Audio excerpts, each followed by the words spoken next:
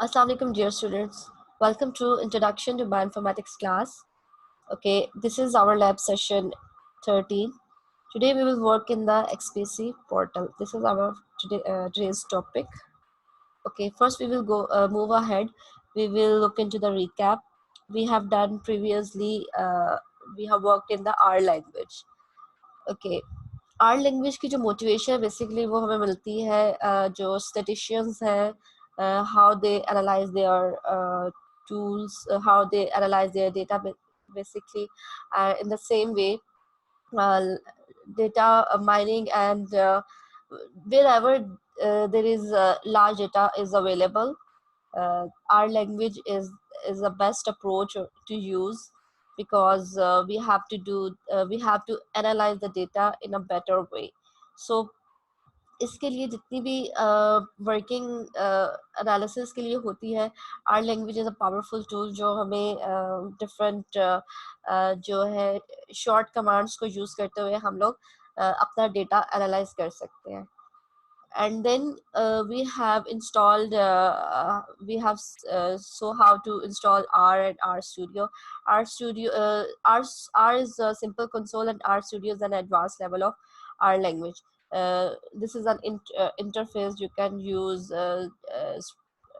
scripting in R Studio. You can watch the view. There is a view tab where you can see your graphs and what you have plot and many other features in this R Studio.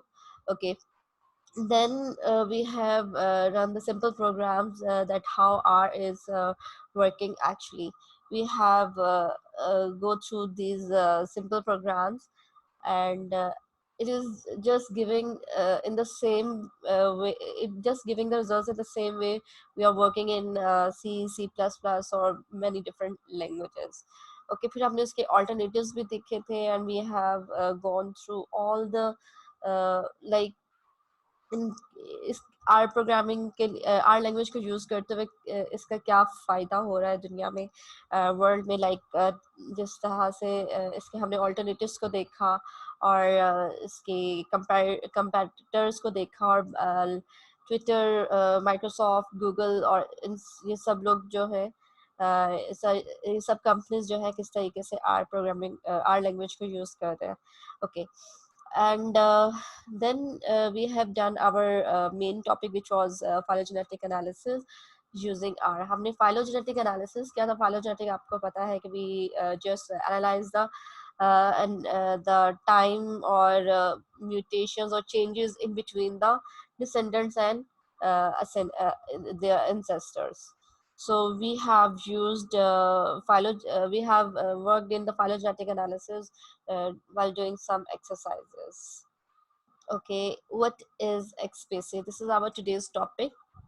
XSpaCy uh, it's a complete portal uh, which is which is provided us by the Swiss SIB Swiss Institute Bioinformatics एक group है जिन्होंने हम bioinformatics resource portal जो है हमारे लिए researchers के लिए जो है बनाया है. इसकी ये वेबसाइट है. If you can write xpacy.org you can directly go to the home page.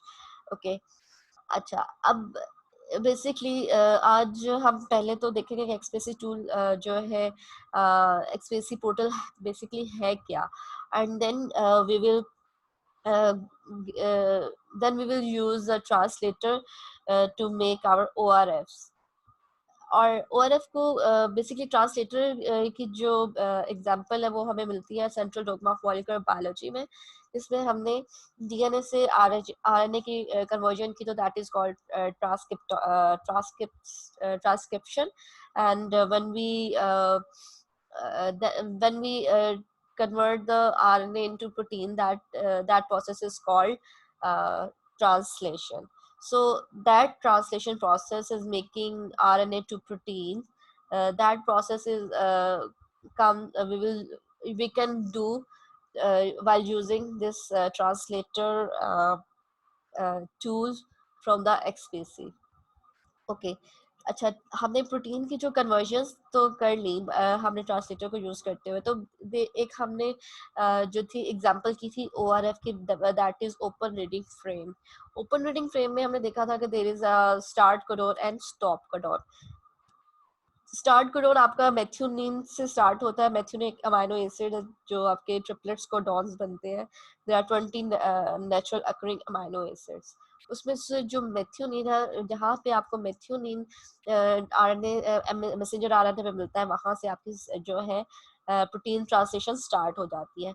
और जब आपको स्टॉप कोडॉन मिल जाता है तो तब जो है वो ट्रांसलेशन स्टॉप हो जाती है। ओके। और तो ये एक बहुत ही इम्पोर्टेंट स्टेप है। जो लोग जीनोम पर काम कर रहे होते हैं, किसी जीन पे रिसर्च कर रहे होते हैं, तो वो इस ट्रांसलेशन के प्रोसेस पर लाजमी आते हैं। उसकी प्रोटीन जो ट्रांसलेशन होती है उसके उस स्टेप पर लाजमी आते हैं, क्योंकि वो जब जीन पे काम कर रहे हैं तो वो प्रोटीन का एक्सप्रेशन भी लाजमी देखते हैं। ओके, एक्सपीसी को जरा हम डिटेल में देख लेते हैं। What is the purpose of ExPASy? ExPASy is the SIB bioinformatics resource portal.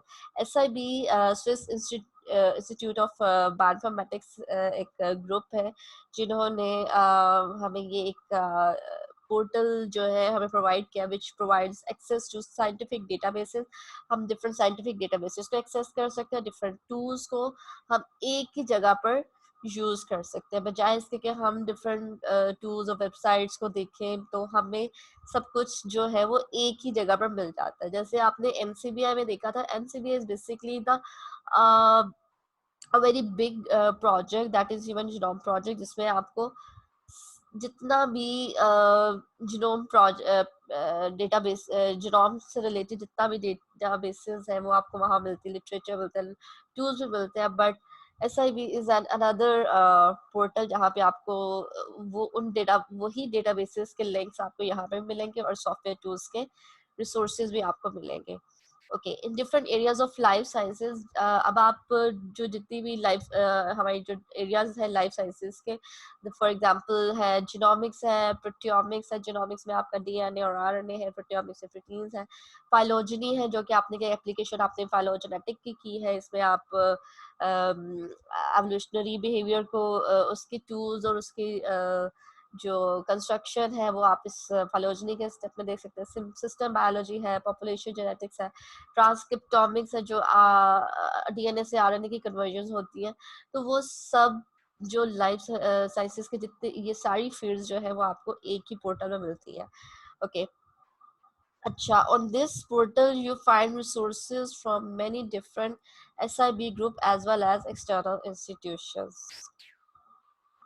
इसके अलावा हम लोग इसकी वेबसाइट पे भी जाकर काम करेंगे practically, but first we will also look into the SIB education resources है कि SIB जो है वो हमें कैसे जो है वो ट्रेन करता है। They are giving us different tutorials as well, and different there are different applications जिसको हम यूज करते हुए जो है हम एजुकेट हो सकते हैं बायोइन्फॉर्मेटिक्स की डिफरेंट एप्लीकेशंस को यूज करते हुए, या लाइफ साइंसेस के डिफरेंट एरियाज को अंडरस्टैंड करने के लिए हमारे पास कुछ fun applications we can use them.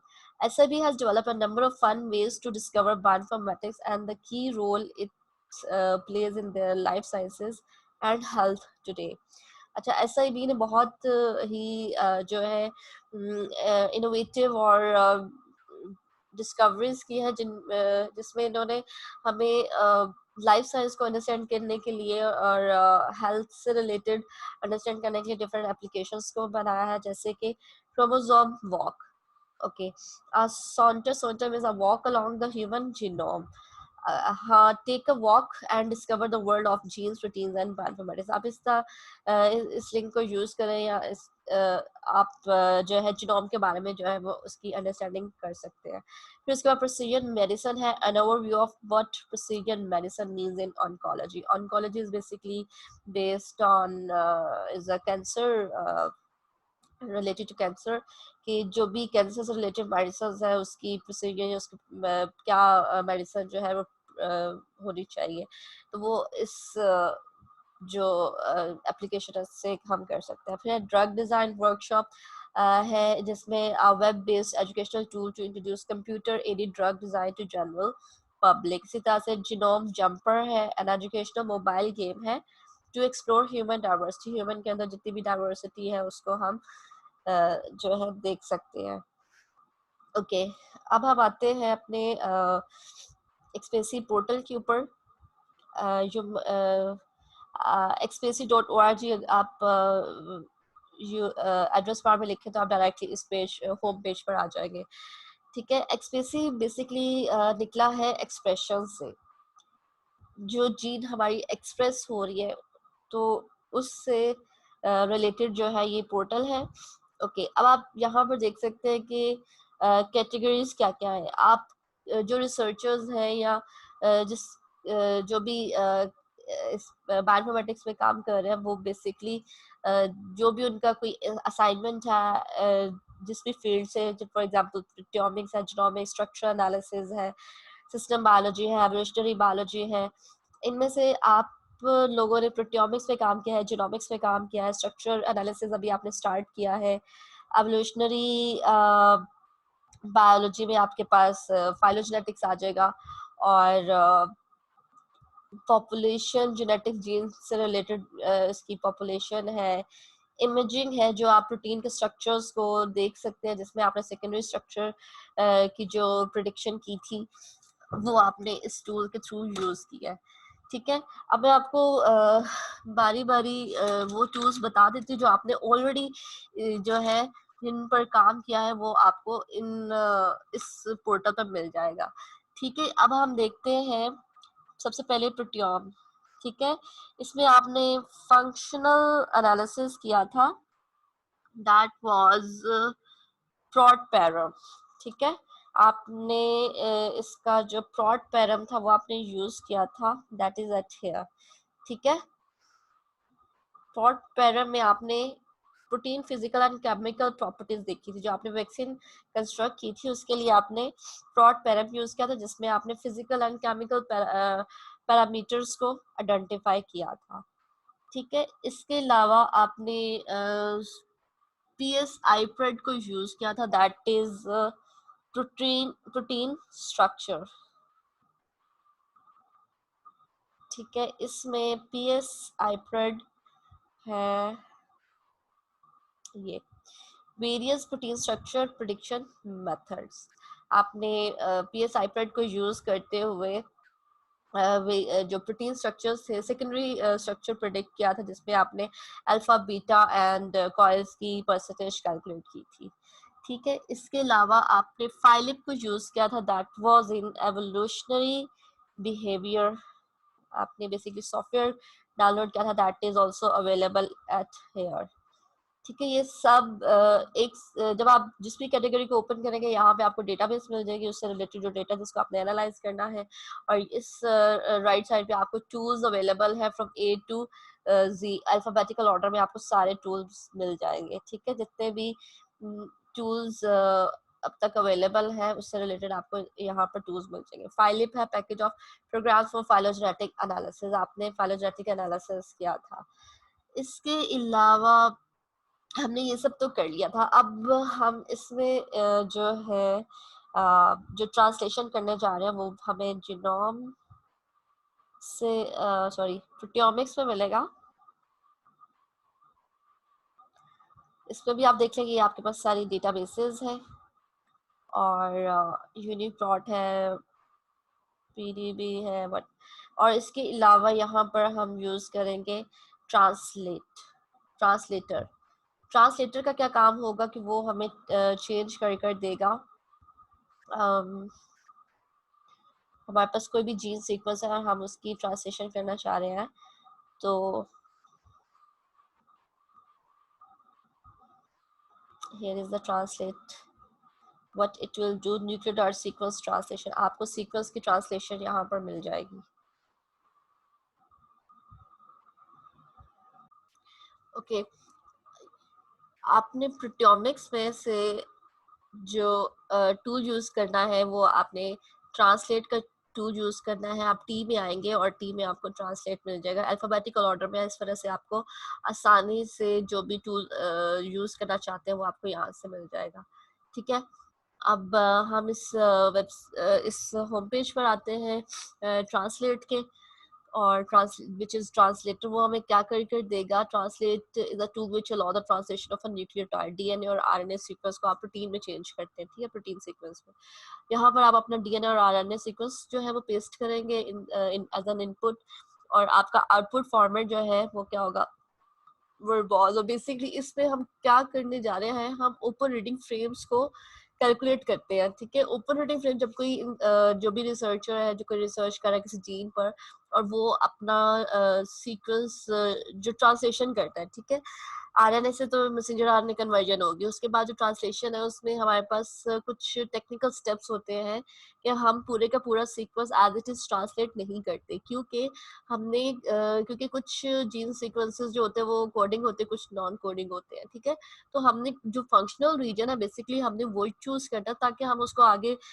उसको चाहे आप प्रोटीन मॉडलिंग, प्रोटीन स्ट्रक्चरिंग कर सकते हैं, उसकी ड्रग डिजाइनिंग कर सकते हैं, तो उसके लिए जो भी आपने यूज करना है प्रोटीन सीक्वेंस, वो आपका उसका जो ORF है वो फंक्शनल होना चाहिए। ठीक है, उसके लिए हम क्या करते हैं, फॉर एग्जांपल हम कोई सीक्वेंस NCBI सीक्वेंस लेते हैं। मैंने ये लंग्स टिश्यूज का सीक्वेंस लेने की कोशिश किया, विच इज लंग्स का जो ऑर्गन है वो मसल टिश्यू से मिलकर बना है, तो ये दिस इज मस्कुलर टिश्यूज। ठीक है, मसल टिश्यूज, सॉरी। और मैंने यहाँ से एक चूज कर लिया है जिसमें मुझे एक जो सीक्वेंस हमें मिलता है, muscular tissue inhibitor of metalloproteinase. ये एक जीन सीक्वेंस है जिसमें मसल टिश्यू है। अच्छा, अब यहाँ पर आप देख सकते हैं इसके इतने 825 बेस पेयर्स है, इट्स अ मैसेंजर आरएनए, और इसकी जो डेफिनेशन है वो आपको ये नजर आ रही है, इसका सेशन नंबर है। अच्छा, अब इस जीन के ऊपर अगर आप देखें कि इतने जो है रिसर्चर्स ने काम किया है, आपको सारे पेपर इस जीन से रिलेटेड मिल जाएंगे। ठीक है, सोर्स आपका माउस है। ये माउस का जो है वो ऑर्गेनिज्म जो स्पीशी को यूज करके उसका जो है टिश्यू सेल्स इन्होंने एक्सट्रैक्ट किए थे। ठीक है, ऑर्गेनिज्म के बारे में डिटेल है, और रेफरेंस कौन सा है, 128 to 55 इसकी बेस पेयर्स है। अच्छा, ऑथर्स इसका आप देख सकते हैं कि इन ऑथर्स ने इस टाइटल पेपर के लिए काम किया। ठीक है, इसी तरह से किस जर्नल में ये पब्लिश हुआ, पबमेड की डिटेल आपको यहाँ से मिल जाएगी, रेफरेंस। फिर दूसरा ऑथर है, उसका टाइटल है। ठीक है, इसी तरह से जितने भी ऑथर्स हैं उन सब ने इस जीन से रिलेटेड काम किया है। और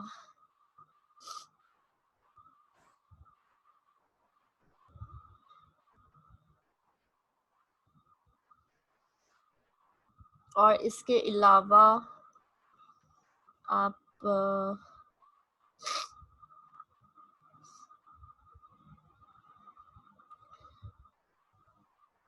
ये एक पेपर है जिसका टाइटल है ये जो जीन है TIMP1 promotes the immune response in influenza induce acute lung injury.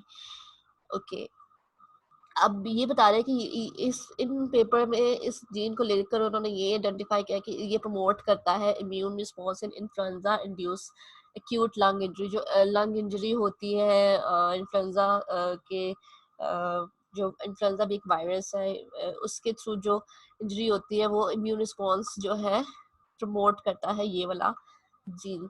ठीक है, तो अब आप देख सकते हैं कि किस तरीके से जो है किसी भी जीन सीक्वेंस को ये लोग यूज करते हैं, और रिसर्चर्स इनको यूज करते हैं और उसके बारे में जो है रिसर्च करते हैं और उसके बारे में डिटेल्स बताते हैं। ठीक है, उसका डेटा एनालाइज कर कर ही उनको ये सारी डिटेल्स मिलती है। तो हम बेसिकली इस का फास्टा सीक्वेंस यूज करें, जो कि फास्टा सीक्वेंस हमारे पास ये है, you can just paste a sequence, you don't need to use the FASTA format as it is, you can just paste the sequence here।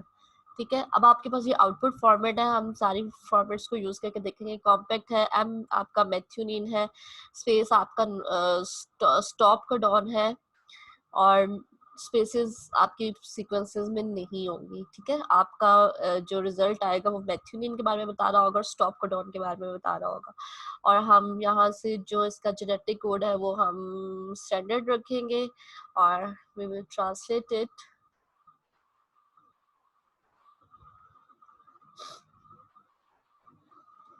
और आपके पास जो रिजल्ट आता है वो ये है, ठीक है। अब आपको ये बात तो पता है कि ओपन रीडिंग फ्रेम में हमारे पास 6 फ्रेम्स होते हैं, 6 फ्रेम्स होते हैं, ठीक है। 5 to 3 प्राइम आपके 3 फ्रेम्स होते हैं और 3 to 5 प्राइम आपके रिवर्स फ्रेम्स होते हैं, ठीक है। क्योंकि आपका जो डीएनए सीक्वेंस है वो आपका डबल स्ट्रैंडेड होता है, तो एक स्ट्रैंड आपका 5 to 3 प्राइम है और सेकेंड स्ट्रैंड जो है वो आपका 3 to 5 प्राइम है। तो उस दोनों के जो आप जब हम फ्रेम्स बनाते हैं तो हमें ऑपरेटिंग फ्रेम्स है, आपको यहाँ से जो है मेथियोनिन आपको मिल रहा है स्टार्ट कोडॉन और यहाँ पर स्टॉप हो रहा है, ठीक है। इसी तरह से सेकंड फ्रेम आप देख सकते हैं कि यहाँ पे मेथियोनिन था, यहाँ पे इसको स्टॉप कोडॉन मिल गया, अगेन उसको मेथियोनिन मिला, स्टॉप कोडॉन, ठीक है। इसी तरह से आप 6 फ्रेम में आप देख सकते हैं। लेकिन इन फ्रेम में से जो हमने सीक्वेंस चूज करना है वो बेसिकली हमने फंक्शनल रीजन चूज करना। फंक्शनल रीजन तो वो होता है ना जहाँ से जो आपका मैक्सिमम जो सीक्वेंस आपको मिल रहा है वो आपका मेथियोनिन से स्टार्ट हो रहा है, ठीक है।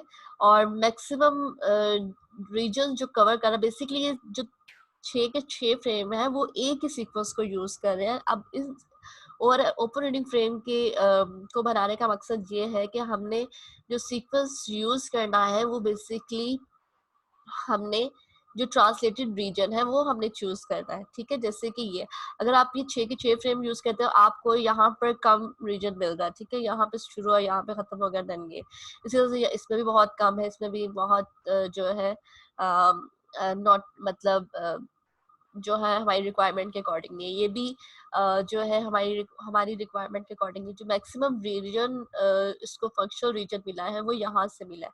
तो हम लोग बेसिकली क्या करते हैं कि ओपन रीडिंग फ्रेम में हमारे लिए ये वाला रीजन हमारी जरूरत का नहीं है। जो रिसर्च कर रहे हैं जिस जब ये इसको प्रोटीन स्ट्रक्चर इसका बनाएंगे या इसको as a drug designing use करेंगे तो वो यहाँ से कॉपी करेंगे और स्टॉप से पहले स्टॉप का जो रीजन है वो यूज नहीं करेंगे, जस्ट यहाँ तक यूज करेंगे। और 6 फ्रेम में से हमने वो बेस्ट फ्रेम चूज करना है जिसका सबसे ज्यादा मैक्सिमम कोडेड रीजन है, ठीक है, फंक्शनल रीजन है, हमने वो चूज करना है। तो इसको जो है आगे फर्दर प्रोसेसिंग के लिए यूज करते हैं। तो ये था ऑपरेटिंग फ्रेम के बारे में। इसी तरह से इसकी जो आउटपुट है वो आप देख सकते हैं। ये तो कॉम्पैक्ट है। वर्बोस में अगर आप देखते हैं तो मेथियोनिन आपको ट्रिपलेट इसका रिजल्ट देख सकते हैं आप। अगर आप वर्बल्स करते हैं तो उसमें आपको ये एज इट इज लिखा हुआ नजर आएगा। मेथियोनिन MET का मतलब है कि मेथियोनिन है और स्टॉप का मतलब है कि वहां पे स्टॉप कोडॉन था, ठीक है। और इसके अलावा लाइक ये आप देख सकते हैं, ठीक है, वर्बोज है ये। और इसके अलावा अब आप देखिए कि इंक्लूड न्यूक्लियोटाइड सीक्वेंसेस, हम न्यूक्लियोटाइड सीक्वेंसेस को इंक्लूड करते हैं। तो आपको जो आपका सीक्वेंस था न्यूक्लियोटाइड सीक्वेंस वो भी आपको मिलेगा और उसकी जो ट्रांसलेशन आपको वो नजर आ रही AGG की जो ट्रांसलेशन है वो R है। इसी तरह से जो मेथियोनिन था वो ATG था, ठीक है। और इसके अलावा इस तरह से आप जो है वो देख सकते हैं। यू हैव द अपॉर्चुनिटी और ऑप्शंस टू चूज दीज, ठीक है। इंक्लूड न्यूक्लियोटाइड सीक्वेंस और नो स्पेस, आप डिफरेंट ऑप्शंस को चूज करके यूज कर सकते हैं, ठीक है। इसमें कोई स्पेस नहीं है, ओके। इन्होंने यहाँ पर स्पेस नहीं दी लेकिन यहाँ पर हमें जो है एग्जैक्टली नहीं पता चल सकता। तो we this is the best approach to use if you want to use the nucleotide sequences. यहाँ पे आप देख सकते हैं। और ऑपरेटिंग फ्रेम में आपको याद होगा कि हमने जो पहला फ्रेम बनता है वो आपका फर्स्ट लेटर से स्टार्ट होता है, ठीक है। और जो सेकंड फ्रेम स्टार्ट होता है वो आपका सेकंड लेटर से स्टार्ट होता है, ठीक है। एक लेटर छोड़ के सेकंड लेटर। थर्ड फ्रेम आपका थर्ड लेटर से स्टार्ट होता है। ठीक है, इसी तरह से जो 3 to 5 फ्रेम है वो आपका बैकवर्ड डायरेक्शन में होता है, रिवर्स डायरेक्शन में होता है, तो वो उसी जो है उसी प्रोसेस के साथ होगा जैसे फर्स्ट 3 फ्रेम जो है वो कंस्ट्रक्ट हो रहे थे। ठीक है, this is all about the operating frames. और इस तरीके से हम ट्रांसलेशन करते हैं और हम जो है फंक्शनल रीजन को चूज करते हैं फॉर आवर नेक्स्ट स्टेप, चाहे वो आपका ड्रग डिजाइनिंग है, चाहे वो आपका प्रोटीन मॉडलिंग है, एक मॉलिक्यूलर डॉकिंग भी होता है, वो अभी हम कमिंग वीक्स में जो है वो हम उस लेक्चर को देखेंगे, मॉलिक्यूलर डॉकिंग क्या होता है। इस तरह से ये सारे बायोइन्फॉर्मेटिक्स के एरियाज में हम जो है हमारे लिए ये एक बेस स्टेप है जिसको हम ट्रांसलेशन का जो स्टेप होता है वो हमारा बेस स्टेप होता है कि हमने बेस्ट चूज करना है। जो कि बहुत सारे ऐसे लोग हैं जिनको आइडिया नहीं होता, वो यहाँ से सारे का सारा जो प्रोटीन सीक्वेंस होता है वो चूज कर लेता है, which is not the requirement. So this is all about open frame जो हमने ट्रांसलेटर यूज किया है एक्सपीसी का। और एक्सपेसी एक बहुत ही पावरफुल पोर्टल जो है वो आपको वो देता है जिसमें आपके पास हर तरह की जो है आपको बहुत ही आसानी हो जाती है कि आपने जिस भी फील्ड एरिया में काम करना है वहाँ पर आपको डेटाबेसेस और टूल्स जो है वो अवेलेबल है। So okay, this is all about today's lectures. Thank you for